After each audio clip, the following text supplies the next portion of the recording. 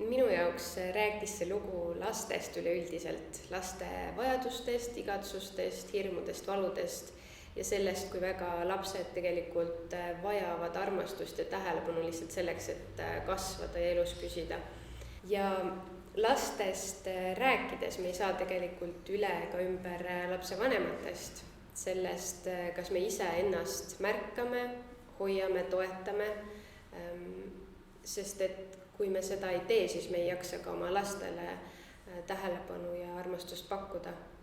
Ehk et hästi oluline on see iseenda eest hoolitsemine lapsevanemana, sellepärast et minu toimetulek ja minu heaolu on minu enda vastutus.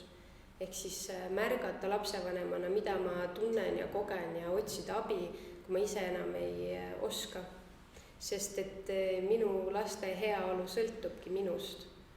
Ja muidugi see on hästi keeruline, aga sest me tahame ju, meil on nii palju ootusi iseendale, nii palju nõudmisi, nii palju unistusi, eesmärke, aga võib-olla see ongi see koht, kus siis korraks lihtsalt aeglustada käiku ja mitte midagi teha ja lihtsalt olla iseendale ja oma lastele. Et nemad ei peaks kuidagi seda meie tähelepanu ja armastust manguma või meelitama, vaid see lihtsalt oleks nende jaoks kogu aeg olemas. Mina saan soovitada pöörduda lasteabisse ja rääkida. Nii palju kordi, kui on vaja. Et kuidagi otsida seda ühendust ja kontakti ja abi ja toetust.